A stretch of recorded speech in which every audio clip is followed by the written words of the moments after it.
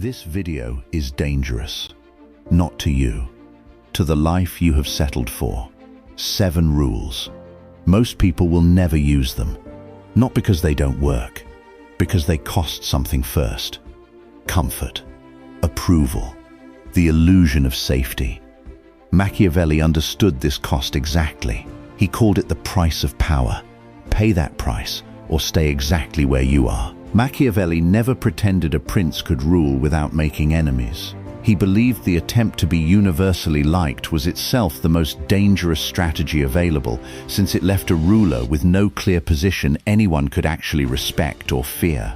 Wealth obeys an identical, uncomfortable law. The 7 rules that follow are called dangerous, specifically because applying them will cost you something real before they ever pay you back, and most people quietly decide the cost isn't worth it, which is exactly why the reward stays rare. This is not a video about reckless risk-taking or burning down your life for a thrill. Every rule here is calculated, not chaotic. What makes them dangerous is not the risk of ruin. It is the risk of being disliked, misunderstood, or simply seen differently by people who preferred the smaller, safer version of you. 7 rules. Read them fully before deciding whether you actually have the stomach for any of them. Notice, too, that every rule on this list is available to anyone willing to pay its specific cost, regardless of starting resources, connections, or luck. None of them require capital most people don't already have, or an opportunity most people don't already possess in some form. What they require instead is a willingness to trade comfort for something less immediately comfortable but considerably more valuable over time, which is precisely the trade most people, when actually faced with it, quietly decline. That decline is not a moral failing. It is simply the ordinary human preference for the comfortable path, working exactly as it always does, which is also exactly why the rare people who pay the cost anyway end up with a rare result to show for it, a result that was never actually hidden or restricted, only quietly avoided by nearly everyone who ever stood close enough to reach for it. Rule 1. Cut off anyone who costs you more than they give. Most people keep every relationship running out of guilt, history, or simple inertia, regardless of whether that relationship has quietly become a net drain on their time, money, or energy. The dangerous move is auditing every close relationship honestly and ending the ones that fail the test, even when the other person has done nothing dramatic enough to justify it in a story told to someone else. Picture 2 people who each maintain an old friendship that has slowly become one-sided, costing far more in energy and support than it returns. One keeps the friendship running indefinitely, unable to name a clean reason to end something with no single dramatic betrayal attached to it. The other ends it plainly, without cruelty, simply because the honest math no longer works. The first person's life stays quietly weighed down for years by an obligation nobody ever examined closely. The second person's freed time and energy flow, almost immediately, toward relationships and work that actually compound. This is uncomfortable specifically because it requires acting without a dramatic justification, on math alone, which feels colder than most people are used to being. The people who do it anyway are rarely cold. They are simply honest earlier than everyone else is willing to be. Run this audit at least once a year, deliberately, rather than waiting for a crisis to force it. Most draining relationships do not announce themselves clearly. They accumulate slowly enough that only a deliberate, honest review actually catches them before another year quietly disappears into them. Consider why guilt specifically, rather than any other emotion, is the thing that keeps a one-sided relationship running long after the honest math has turned negative. Guilt attaches itself to history rather than to present reality, reminding a person of who helped them a decade ago rather than asking what that same person is actually contributing today. This creates a strange asymmetry where the relationships costing the most in the present are often the very ones a person feels least entitled to question, precisely because of what they once provided in the past. The audit only works if it is run against present reality rather than accumulated history, since history, left unchecked, will justify almost any ongoing cost indefinitely. There is a second, quieter cost worth naming. The opportunity cost of the specific hours and attention a draining relationship consumes, which could otherwise be spent on relationships that are still actually growing. A calendar has the same finite hours regardless of how it gets filled, and every hour spent maintaining an obligation that no longer serves either person is an hour unavailable for something that would. The ending itself rarely costs as much as the years of quiet maintenance leading up to it, which is precisely why the ending, however uncomfortable in the moment, is reliably the cheaper of the two options once the full cost is actually counted.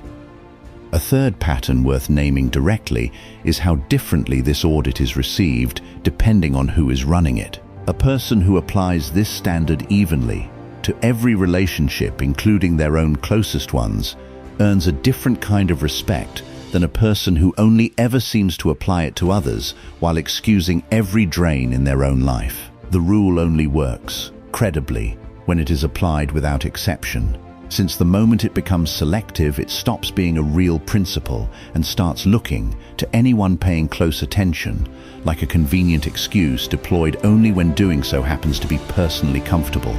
Rule 2. Charge more than feels comfortable. Most people price their own work at whatever number feels safely unlikely to trigger an objection, quietly leaving real value on the table in exchange for the comfort of an easy yes. The dangerous move is pricing closer to the work's actual value, accepting that some yeses will now become nos, and trusting that the ones who still say yes are worth far more than the larger crowd who wouldn't have paid properly anyway.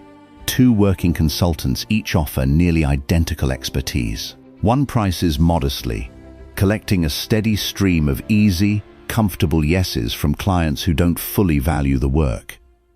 The other prices closer to what the work is actually worth, absorbing more no's along the way, but retaining only clients who take the relationship seriously because they paid seriously for it. The first consultant stays busy and underpaid indefinitely. The second consultant works less, earns more, and rarely deals with a client who doesn't respect the arrangement. The discomfort here is not really about the number itself.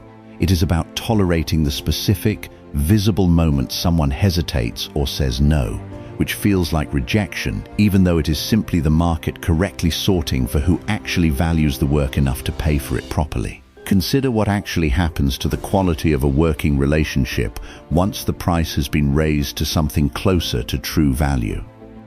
A client paying a modest, easy number rarely feels obligated to take the engagement especially seriously, since the low cost of entry also implies a low cost of walking away. A client who has paid a genuinely meaningful price arrives already invested, already inclined to take the advice seriously, already motivated to make the arrangement work, purely because the price itself raised the stakes of the relationship for both sides.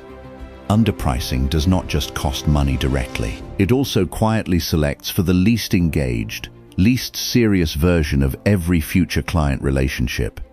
There is a second effect worth naming specifically. Chronic underpricing eventually reshapes how a person values their own time, not just how the market does. Years of accepting a number below true worth teaches a quiet, internal lesson that the work itself is not actually worth much. A lesson that becomes genuinely difficult to unlearn even after the external pricing changes. Raising the price is not only a negotiation with the market, it is, just as importantly, a negotiation with the private, internal story a person has been quietly telling themselves about what their own time is actually worth. Rule 3. Say no to a good opportunity that isn't yours. Most people say yes to any sufficiently attractive opportunity that appears, regardless of whether it actually fits the specific thing they are supposed to be building. The dangerous move is saying no to something genuinely good, in public, while everyone around you assumes you are making an obvious mistake by turning it down. Two separate founders are each offered an attractive opportunity that would meaningfully grow revenue but pull focus away from their actual core product. One accepts, reasoning that more revenue is always good revenue. The other declines, publicly, absorbing visible confusion from advisors who cannot understand refusing free growth. The first founder's business becomes a wider, shallower thing, competent at several unrelated activities and excellent at none of them. The second founder's business becomes narrower and, years later, significantly more valuable, precisely because focus was never diluted by opportunities that merely looked good.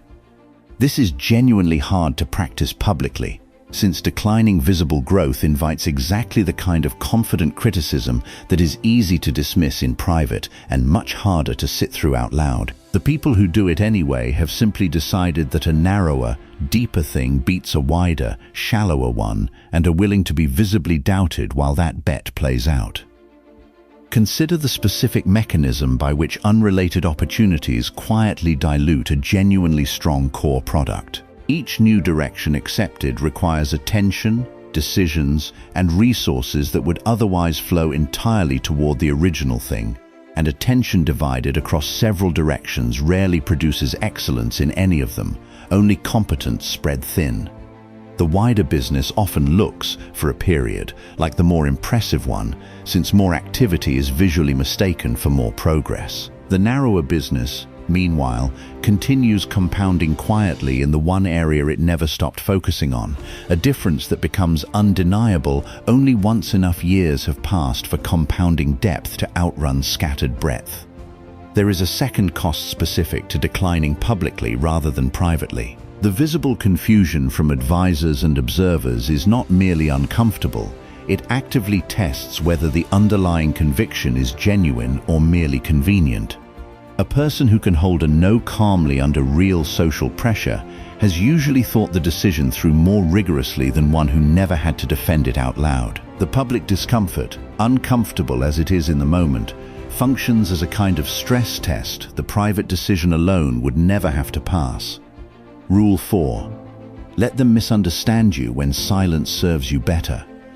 Most people rush to correct every misunderstanding immediately, uncomfortable with the idea of anyone believing something inaccurate about them for even a single day. The dangerous move is occasionally letting an inaccurate impression stand, uncorrected, because correcting it would cost more strategically than the misunderstanding itself ever will. Two separate negotiators are each mistakenly believed by the other side to have less leverage than they actually hold. One rushes to correct the record, eager to be accurately understood even at a real cost to the negotiation itself. The other lets the inaccurate impression stand exactly as long as it remains useful, correcting it only once the deal has already closed on better terms because of it. The first negotiator's honesty about his position cost him real leverage. The second negotiator's silence was not dishonesty. It was simply declining to volunteer information nobody was actually entitled to receive for free. This is not an argument for deception in any formal sense, since nothing false was ever actually stated. It is a recognition that correcting every misunderstanding immediately is a habit built for personal comfort, not for strategic advantage, and the two goals are not always the same one. Consider the specific discomfort this rule requires tolerating, which is not the discomfort of dishonesty, but the discomfort of an unresolved gap between how a person is seen and how they actually are. Most people rush to close that gap immediately because leaving it open feels like a kind of quiet lie, even when nothing untrue has actually been said aloud. Learning to sit inside that gap without rushing to close it for exactly as long as it remains useful is a genuinely different skill from ordinary honesty, one that has nothing to do with deception and everything to do with recognizing that not every gap in perception is actually owed a correction on demand.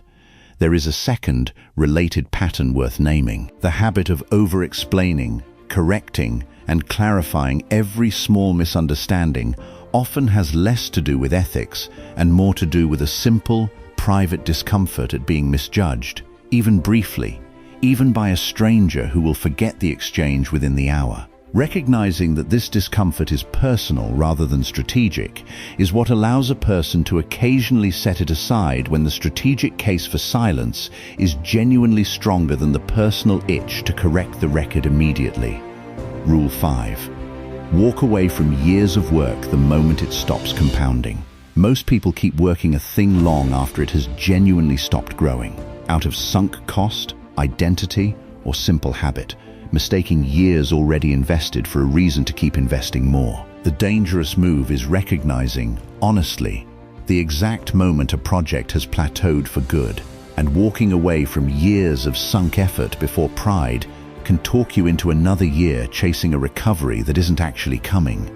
Two separate founders each watch a once-growing venture quietly plateau for good. One keeps running it for years afterward, unable to abandon something that once worked so well, watching it slowly drain resources better spent elsewhere.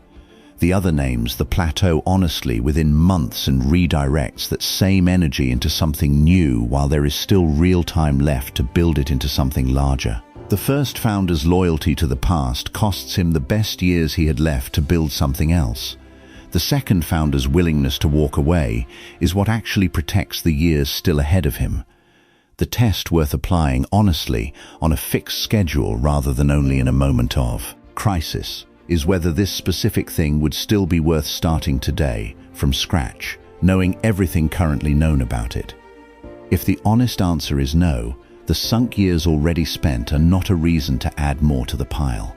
Consider the specific way identity, rather than logic, is usually what keeps a plateaued venture running years past the point a neutral observer would have walked away. A founder who has spent years describing themselves by reference to a particular project finds abandoning it feels less like a business decision and more like abandoning a piece of who they are, which is precisely why the decision gets delayed long after the numbers alone would have already settled it. Separating identity from any single venture, deliberately, in advance, is what makes walking away from a plateaued one feel like a strategic choice rather than a small personal loss. There is a second cost worth naming directly. Every year spent defending a plateaued venture is also a year of foregone experimentation with whatever might have replaced it, and the value of that foregone experimentation compounds silently in the background the entire time it goes unclaimed. The founder who walks away early does not merely stop the bleeding of the old venture. He also starts, years earlier than the reluctant founder, compounding whatever comes next, which is very often where the larger portion of the eventual reward actually lives. Rule 6. Choose being disliked over being invisible. Most people optimize quietly for being broadly liked, softening every opinion until it offends nobody and, in the process, means very little to anyone. The dangerous move is having a genuine, specific point of view, stated plainly, and accepting that a real point of view will always be disliked by somebody because a position with no detractors was never actually a position at all. Two separate experts share opinions in the same field. One carefully hedges every statement to avoid ever being wrong or disliked, and is, as a direct result, rarely quoted, rarely remembered, and rarely paid a premium for an opinion nobody can actually locate inside the hedging. The other states clear, specific, occasionally controversial positions, drawing real criticism alongside real attention. The first expert stays safely unnoticed. The second expert becomes, over years, the name people actually seek out specifically because he can be counted on to have an actual position. This does not mean manufacturing controversy for its own sake, which reads as hollow the moment anyone looks closely. It means simply refusing to sand down a genuine opinion until it says nothing, purely to avoid the discomfort of someone, somewhere, disagreeing with it out loud.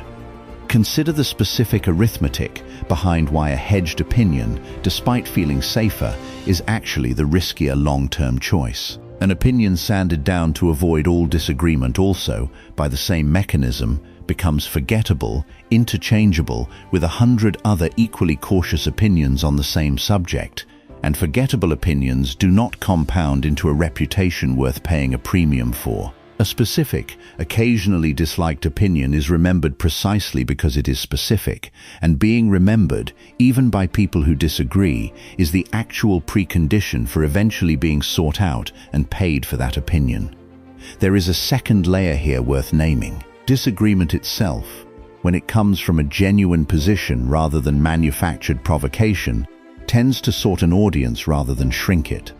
The people who disagree loudly were rarely going to become paying clients or collaborators anyway. The people who agree, having watched someone hold a real position under real criticism, trust that position considerably more than they would have trusted the same idea delivered as a cautious, hedge-everything compromise. A third, smaller pattern is worth naming too. The discomfort of being disliked by a stated position fades noticeably with repetition, in a way most people underestimate before actually trying it. The first stated opinion that draws real pushback feels sharp and personal. The fifth or 10th feels, to nearly everyone who has actually practiced this, considerably more ordinary, simply the expected, familiar cost of having a real point of view rather than a fresh, unfamiliar wound experienced each and every single time. Rule 7. Bet on yourself before anyone else will. Most people wait for external validation, a promotion, an investment, a title, before finally treating their own work as something worth serious commitment. The dangerous move is committing seriously before that validation exists, risking the specific embarrassment of having bet on yourself publicly and being wrong. Two separate people each have a genuinely promising idea nobody else has yet validated. One waits for outside confirmation, a grant, an offer, a green light from someone with authority before committing any real effort. The other commits fully first, treating the idea as worth serious effort on his own authority alone, with no external permission yet granted. The first person is often still waiting years later for a validation that was never actually required to begin in the first place.